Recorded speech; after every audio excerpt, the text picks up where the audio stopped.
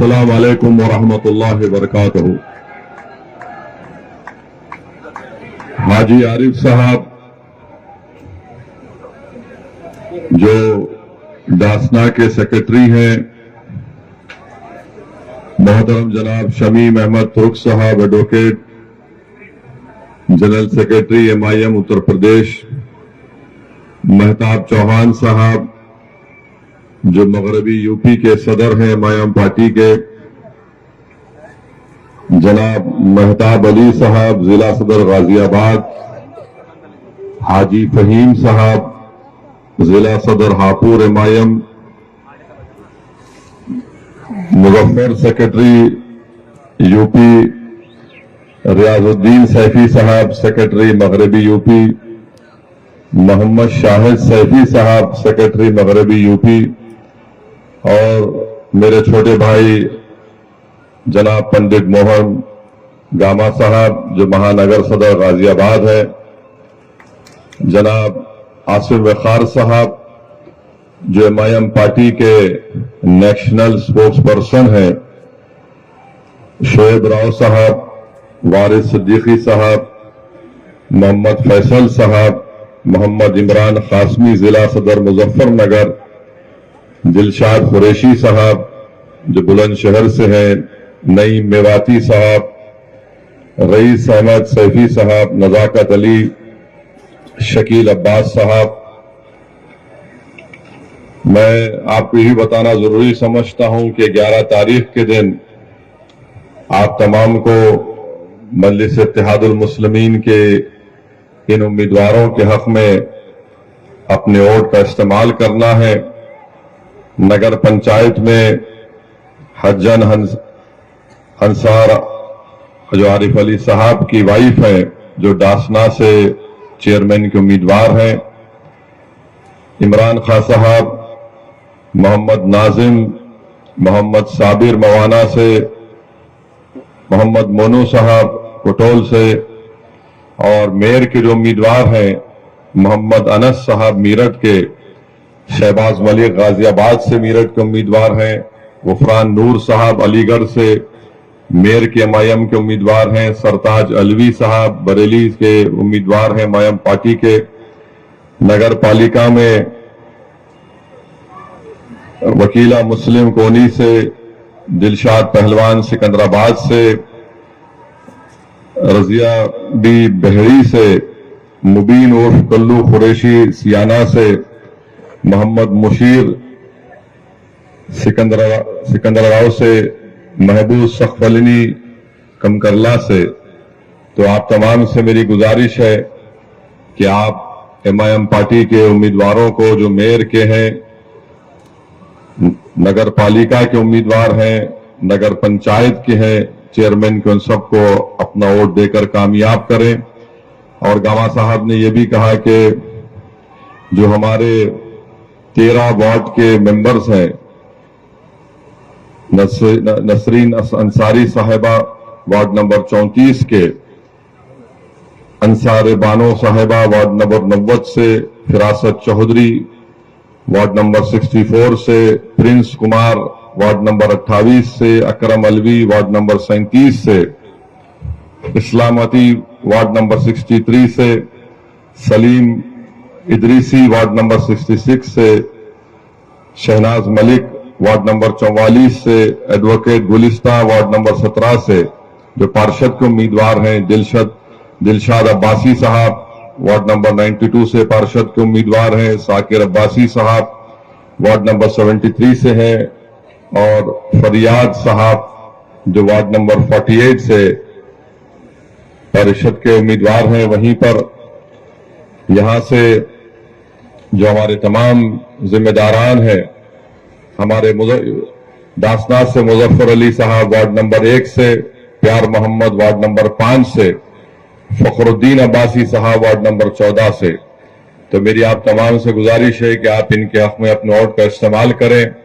और मैं शुरुआत में अपनी तरफ से मुरादाबाद देहात में कोरबा में एक सड़क हादसा पेश आया जिसमें 10 लोगों का इंतकाल हुआ, 5 लोग शदीद जख्मी हैं।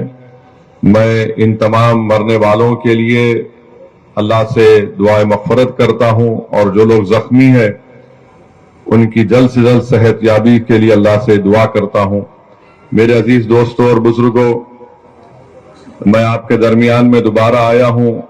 जब असेंबली और विधानसभा के चुनाव चल रहे थे उस वक्त भी मैं आया था और मुझे अच्छी तरह याद है कि मैंने आपसे ये कहा था कि आप अपना वोट हाजी आरिफ के हक में इस्तेमाल करिए, समाजवादी को वोट मत दीजिए, क्योंकि समाजवादी पार्टी में इतनी ताकत नहीं है कि वो बीजेपी की कामयाबी को इस विधानसभा से और उत्तर प्रदेश में रोक सके। मगर आप लोगों ने फैसला लिया, मैं आपके फैसले की इज्जत करता हूं, उसका एहतराम करता हूं, मगर वही इज्जत और एहतराम के साथ आपको ये बात बताना जरूरी समझता हूं कि आपने तो समाजवादी पार्टी को झोली भर भर कर वोट दिया, मगर यहां से बीजेपी का विधायक कामयाब हो गया। तो मेरी आपसे बड़ी इज्जत और एहतराम से आपसे अपील है कि दोबारा आप इस तरह की गलती मत करिए। हाजी आरिफ आपके दरमियान में पहले भी खड़ा था, आज भी खड़ा है आपकी हक की लड़ाई लड़ने के लिए, और कल भी आपके खिलाफ अगर कोई नाइंसाफी करेगा तो हाजी आरिफ सबसे पहले सीना तान कर आपके हक के लिए लड़ेगा।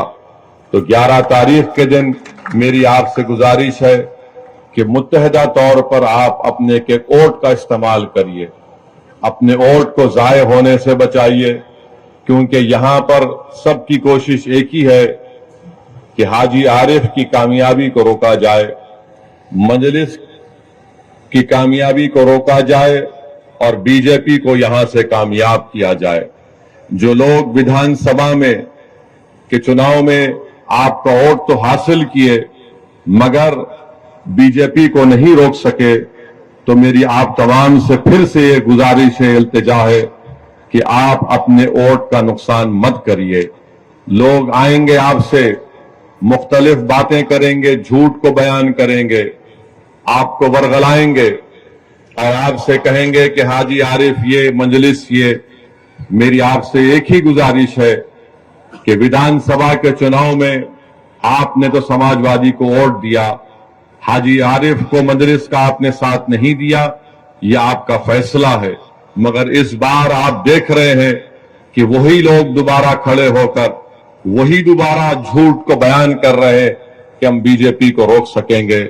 याद रखिए मेरी इस बात को, अखिलेश यादव 2017 का विधानसभा का चुनाव हारे, बीजेपी सत्ता में आई।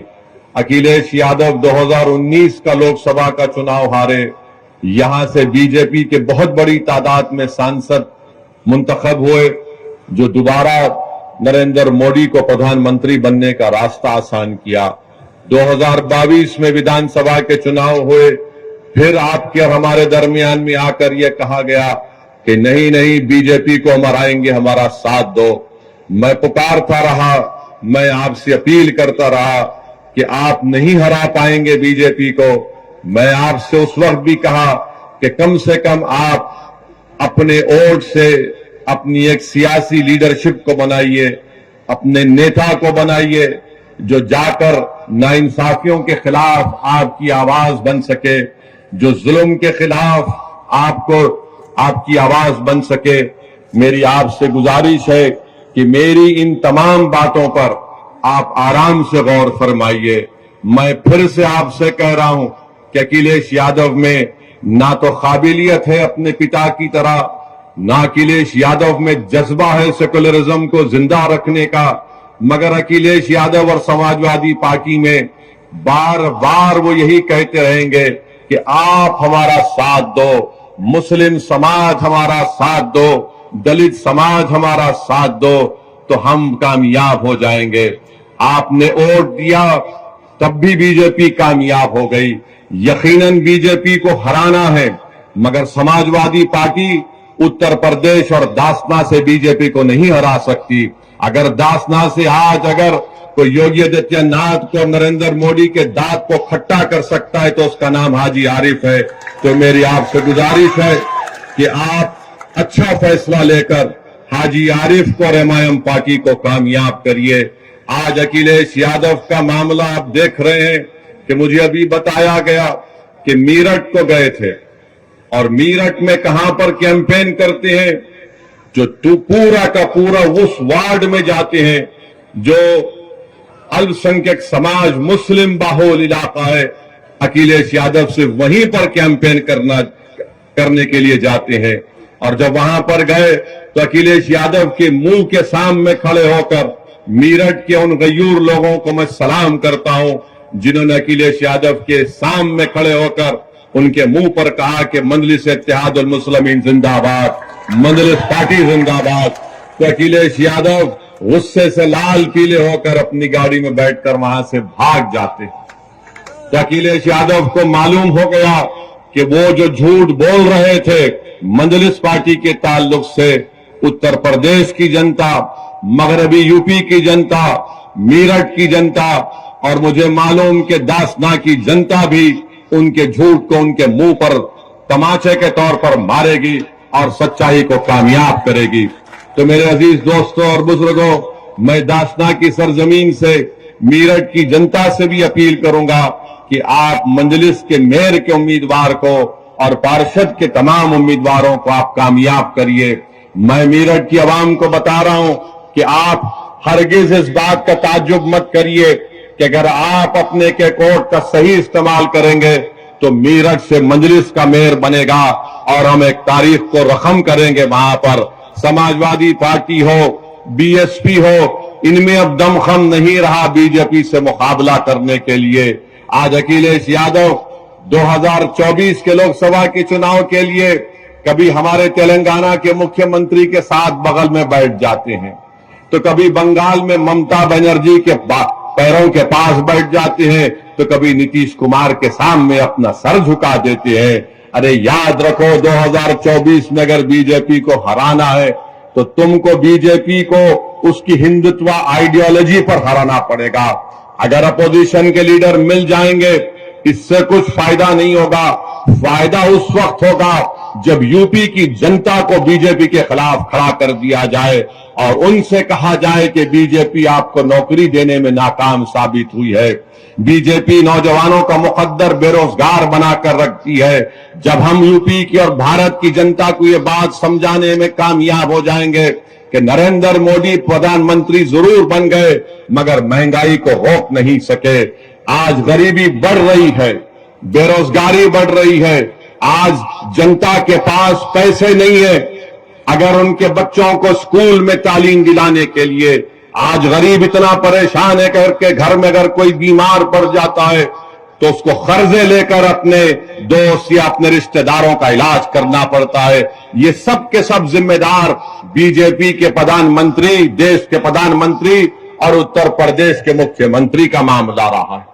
आज अब उत्तर प्रदेश के मुख्यमंत्री से पूछिए कि आपने उत्तर प्रदेश में क्या विकास किया, तो बोलेंगे मैंने बुलडोजर मासूम लोगों के घर पर चढ़ा दिए। उनसे आप पूछिए कि तुमने कौन सा विकास किया, तो बोलेंगे मैंने माफिया को खत्म कर दिया। अरे माफिया को कहां खत्म हो रहा है? अरे ये तो बताओ कि आपके बीजेपी में कितने ऐसे माफिया नेता बैठे हैं, उन पर फूल बरसाए जा रहे हैं, उनको आप अपनी सत्ता में रहकर अपनी छत्र छाया में उनकी हिफाजत कर रहे हैं। और जो कोर्ट से मुल्जिम करार दिया जाता, जिसके हाथ में जंजीरें होती है, तो पुलिस की मौजूदगी में उनको लोग आकर उनके सर पर गोलियां चलाकर उनकी हत्या करके चली जाती है और मुख्यमंत्री बोलते हैं कि मैंने माफिया को मार दिया। मुख्यमंत्री आपकी पुलिस है, उत्तर प्रदेश की पुलिस की कस्टडी में 2 प्रिजनर्स हैं और उनको आकर सर पर गोलियां मारकर, और मारने वाले पूरी तैयारी के साथ आए थे, मारकर हथियार फेंककर पुकारते हैं सरेंडर सरेंडर और जेएसआर का नारा। मैं उन पुलिस वालों से मेरा एक सवाल है, अगर वो जेएसआर का नारा नहीं लगाते और तकबीर बोलते तो निकाल कर उनको वहीं ढूंढ देते थे। ये कौन सा आपका इंसाफ है बताओ आप? और मुख्यमंत्री बोलते गोली का जवाब गोली से देंगे, तो वहां पर क्या हो रहा था? गोली का जवाब जबान से भी नहीं दे पा रहे थे। आपकी कस्टडी में किसी की हत्या हो जाती है, छोड़ दिए थोड़ी देर के लिए, उन मुल्जिमिन का नाम अतीक और अशरफ था, मगर आपकी कस्टडी में थे, आपने उनको नहीं बचा पाए और आप बड़े बड़े बुलंद बांग दावे कर रहे हैं हम ऐसा कर देंगे। अरे तुम्हारी कस्टडी में जो प्रिजनर है तुम उसको नहीं बचा पाए। और मैं कह रहा हूं कि एनकाउंटर चाहे किसी समुदाय का हो, उसका नाम कुछ भी हो, एनकाउंटर से लोकतंत्र कमजोर होता है, एनकाउंटर से लोगों का विश्वास लोकतंत्र में, जमहूरियत में कम होता है, एनकाउंटर से कोर्ट जो कानून और इंसाफ के ऊपर अगर कोई इंसाफ करना है तो कोर्ट का काम है, जनता का एतमाद कोर्ट से कम हो जाएगा, जनता का एतमाद पुलिस से कम हो जाएगा, क्योंकि अगर कोई सत्ता में बैठ कर ये तय करेगा कि कोर्ट फैसला नहीं देगा, मैं गोली से इंसाफ करूंगा, तो जमहूरियत खत्म हो जाएगी। लोकतंत्र को अगर मजबूत करना है तो गोली से नहीं, कोर्ट से इंसाफ करना चाहिए। आखिर वो कौन लोग हैं? मैं फिर से पूछ रहा हूं उत्तर प्रदेश के मुख्यमंत्री से कि जिन लोगों ने इलाहाबाद की सरजमीन पर उन दोनों को गोली मारी, आखिर वो कौन लोग हैं कि उनके एक जो जिसने गोली मारी उसके घर पर झोपड़ी में रहती है उसकी मां, आखिर कैसे उसके पास 8-8 लाख के 2 वेपन आए, 16 लाख के?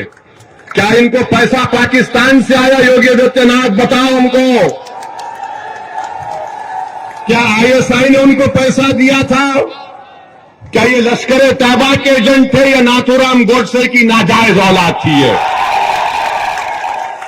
या तो हाफिज सईद की नाजायज औलाद या फिर गोडसे की नाजायज औलाद हो सकती है। ये मुख्यमंत्री बोलते नहीं है कि कौन है, कौन उनके पीछे है, कि कौन उनको वो 8-8 लाख की एक रिवॉल्वर दिया, सेमी ऑटोमेटिक, कहां से हथियार इनको आए? कोई सब भूल गए। मीडिया वाले 3 दिन 4 दिन तक खूब चलाए, उसके बाद बाबा के राज में जो हो रहा वो खामोश बैठ गए, बोले महाराज का मामला है। अरे ये तो दिखाते कि भाई कहां से वो रिवॉल्वर आई, 8-8 लाख के 2-2 वेपन, 16 लाख की वेपन।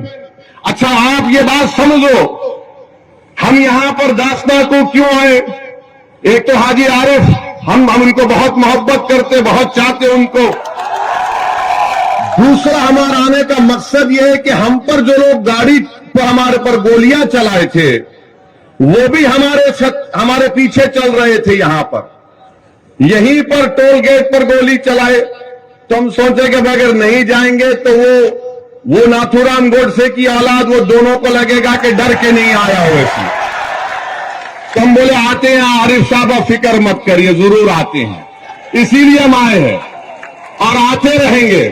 हम इन नाजायज नाथूराम गोडसे के औलाद को कहना चाहेंगे कि गोलियों से हम डरने वाले नहीं हैं, मौत से डरने वाले का नाम असदुद्दीन ओवैसी नहीं है। जो वक्त मेरी मां ने मुझे पैदा किया वो वक्त अल्लाह ने तय किया। जिस वक्त इस दुनिया से हमारी आंख बंद होगी वो वक्त भी अल्लाह तय करेगा। और अगर अल्लाह हमारी जिंदगी में शहादत लिखा है तो अल्लाह का लाख लाख शुक्र कि हम मौत अगर जिंदगी में आ जाए और शहीद बन के जाएंगे तो इससे बढ़कर इनाम इस गुनाहगार को क्या मिल सकता है? मगर तुम्हारी गोलियां, तुम्हारी ताकत, तुम्हारा जुल्म हमारी आवाज को दबा नहीं सकेगा।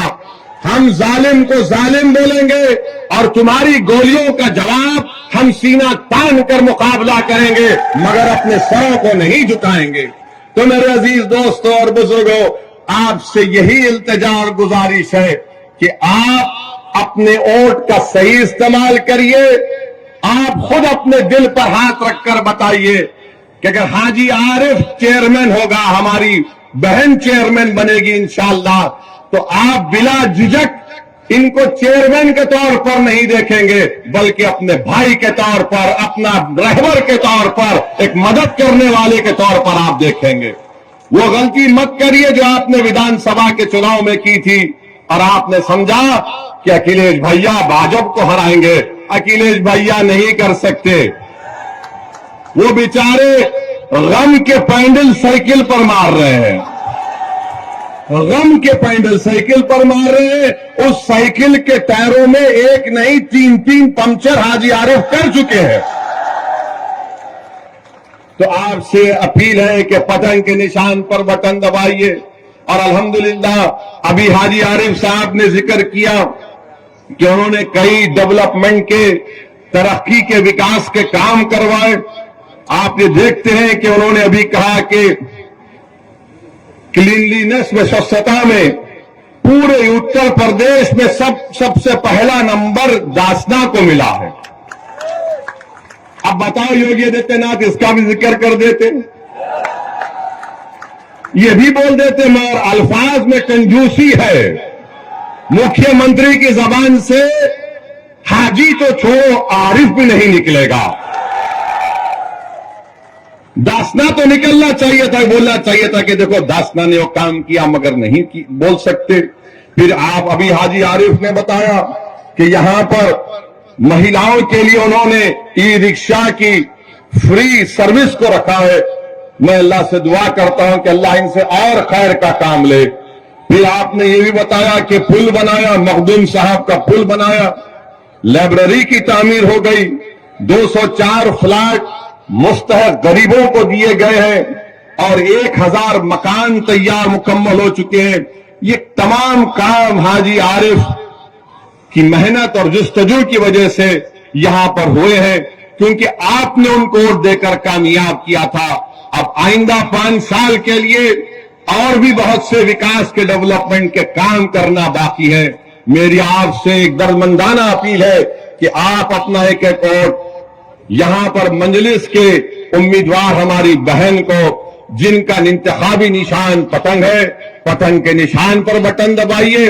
रहा सवाल उत्तर प्रदेश के मुख्यमंत्री का, मैं फिर से कह रहा हूं कि आप धर्मगुरु भी है, आप योगी भी है और आप एक नेता भी है। क्या आपको ये जेब देता था कि असेंबली में खड़े होकर आप बोलते कि हम मिट्टी में मिला देंगे? देश के सबसे बड़े प्रदेश के मुख्यमंत्री है और अखिलेश यादव को बोलकर कह रहे हैं कि मिट्टी में मिला देंगे। हां, अगर आप बोलते अखिलेश यादव तुम्हारी पार्टी को मिट्टी में मिला दूंगा तो हम भी बोलते आमीन। मगर किसी व्यक्ति को मिट्टी में नहीं मिला सकते आप, चाहे वो किसी समुदाय का हो। जो ऊंचे पद पर बैठता है उसकी जबान से इस तरह के अल्फाज निकलना, और ऊपर से उत्तर प्रदेश के मुख्यमंत्री और उनके अतराफ के दोस्त और खास तौर से उनका जो समुदाय है वो कहता है कि 2029 में बाबा दिल्ली जा रहे हैं।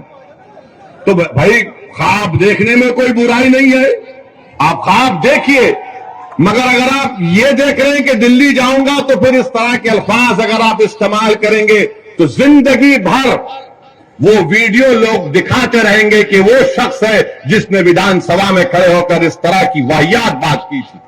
तो मेरे अजीज दोस्तों और बुजुर्गों, जो बड़ा बड़ा नरेंद्र मोदी आजकल बोलते हैं पसमानदा मुसलमान, पसमानदा मुसलमान, हम भारत के प्रधानमंत्री से और उत्तर प्रदेश के मुख्यमंत्री से पूछना चाहते हैं, क्या यह सच नहीं है कि हायर एजुकेशन में सबसे कम अगर कोई है तो मुसलमान है, सबसे कम मुसलमान है। और नरेंद्र मोदी और बीजेपी, आरएसएस रोज बाजा बजाती पसमानदा मुसलमान, पसमानदा मुसलमान। अरे तुम बाजा बजा रहे तो कुछ तो करो। भारत सरकार का डेटा, आज इंडियन एक्सप्रेस में एक आर्टिकल छपा है, भारत सरकार का डेटा बता रहा है कि पूरे देश में जो हायर एजुकेशन में यानी 12वीं 12th क्लास के बाद जो एनरोलमेंट होता है, किसका हुआ है? दलितों का 4%, आदिवासियों का 11%, ओबीसी का 4%, अपर कास्ट लोगों का 13% और मुसलमानों का 8% कम हुआ है पूरे भारत में। और उत्तर प्रदेश में कितना कम हुआ है? उत्तर प्रदेश में अल्पसंख्यक समाज मुसलमान की आबादी 20% है और कितने मुसलमान समाज के हायर एजुकेशन में पढ़ रहे 4.5%। पूरे भारत में अगर 1,80,000 मुसलमान का ड्रॉप आउट हुआ है हायर एजुकेशन एनरोलमेंट में, तो उत्तर प्रदेश में 58,365 का ड्रॉप आउट हुआ। क्यों मोदी जी आप झूठ बोलते, पसमानदा मुसलमान को करो? अरे आप ही के राज में इतने बुरे दिन आ गए कि 58,000 मुस्लिम बच्चे और बच्चियां हायर एजुकेशन से उत्तर प्रदेश में निकल जाती है। सिर्फ 4% हायर एजुकेशन में। क्यों है? क्योंकि मोदी जी ने फेलोशिप को खत्म कर दिया मौलाना आजाद की, क्योंकि एनकाउंटर के नाम पर डर फैला दिया जाता है, डराया जाता है तो लोग डरते हैं, नौकरी नहीं मिलती। जब पढ़ेंगे नहीं तो नौकरी नहीं मिलती। बल्कि पीएलएफएस का डेटा है कि अगर किसी का नाम मुसलमान है और किसी का नाम दलित है, आदिवासी है और पंडित है, तो सबको इंटरव्यू का कॉल आता है। किसको नहीं आता? मुसलमान को नहीं आता। ये सच्चाई को बयान कर रहा हूं। और ये समाजवादी कांग्रेस के लोग वैसी भड़काऊ भाषण देता। अरे मेरा भड़काऊ भाषण नहीं होता है, मैं सच्चाई को बयान कर रहा हूं, डेटा की बुनियाद पर बयान कर रहा हूं। तुम सच्चाई को कबूल नहीं करना चाहते। एक तो भारत के प्रधानमंत्री और उनकी पार्टी बोलती सबका साथ, सबका विकास, सबका विश्वास। कहां का सबका साथ हो रहा है? उत्तर प्रदेश में जहां से प्रधानमंत्री एमपी हैं, उस प्रदेश में 58,365 मुसलमान हायर एजुकेशन में ड्रॉप आउट है। क्यों आपने स्कॉलरशिप नहीं देते? आप बोले जाते। और फिर अखिलेश यादव, बहुजन समाज, ये कांग्रेस, नहीं वो ऐसी वोट काटता है। अरे इसमें क्या है बताओ? तुम मुंह क्यों नहीं खोलते इसके बारे में? एनकाउंटर हुआ तो मुंह नहीं खोलते। मगर मेरे अजीज दोस्तों और बुजुर्गों, इसीलिए हम आपसे कह रहे कि आपको अपने जमीन से अपने नेता को बनाना। मैं दासना को आया, यूपी को आया, आता रहूंगा। आप जो फैसला लो मैं तो आता रहूंगा। अगर आप इसको कहेंगे कि ये एक तरफा मोहब्बत है तो यकीनन एक तरफा मोहब्बत है। मैं आपसे कुछ नहीं चाहता, मैं सिर्फ ये चाहता हूं कि आप एक सियासी ताकत बनिए, अपनी एक सियासी आवाज को मजबूत बनाइए। याद रखो, आसमानों से कोई उतर कर आने वाला नहीं है, जमीन से आपको अपना नेता बनाना पड़ेगा। मैं अपने आप को नेता बनाने नहीं आया हूं। मैं चाहता हूं कि आपकी आवाज, आपकी वोट की ताकत और अहमियत बने। आप बताओ कि क्या हो रहा है उत्तर प्रदेश में। अब तो महिलाओं को लेडी डॉन मीडिया लिखती है। महिलाओं को दिखाकर मीडिया दिखाता है लेडी डॉन। अब वो दिन दूर नहीं है कि जब एक 12 साल के बच्चे को बताया कि कहा जाएगा ये बच्चा डॉन, महिला डॉन, बच्चा डॉन। अब वो दिन भी दूर नहीं है कि अगर किसी का बच्चा अपनी मां के कोख से पैदा हुआ तो ये रोता हुआ बच्चा बड़ा होकर डॉन बनेगा।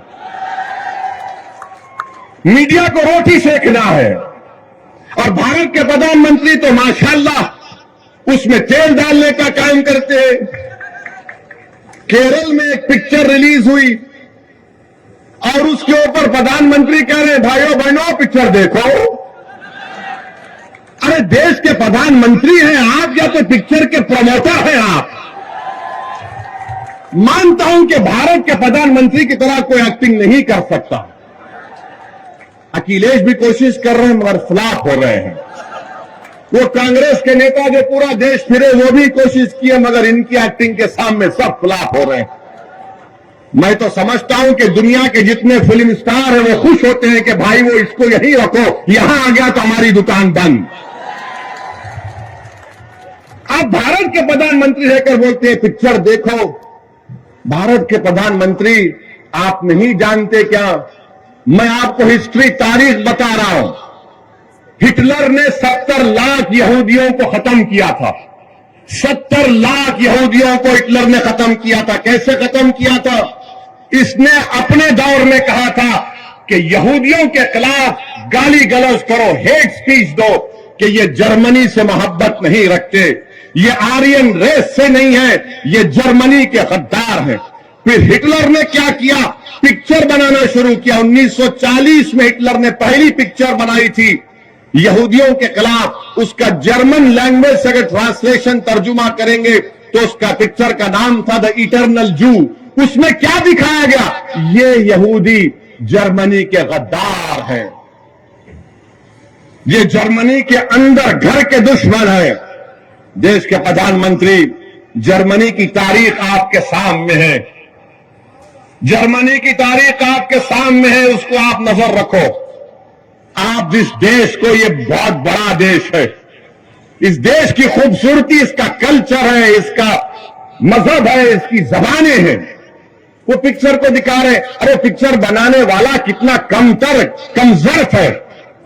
पहले कहा कि 32,000 महिला आईसीस में चले गई, जब कोर्ट में केस गया तो कहा कि सिर्फ 3।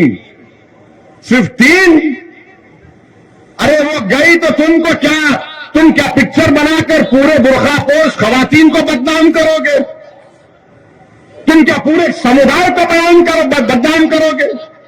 और भारत में जितने मुसलमानों के मजहबी तंजीमें हैं, उन सब ने आईएसआईएस के खिलाफ फतवा दिया, कहा ये दहशतगर्द है, आतंकवादी है।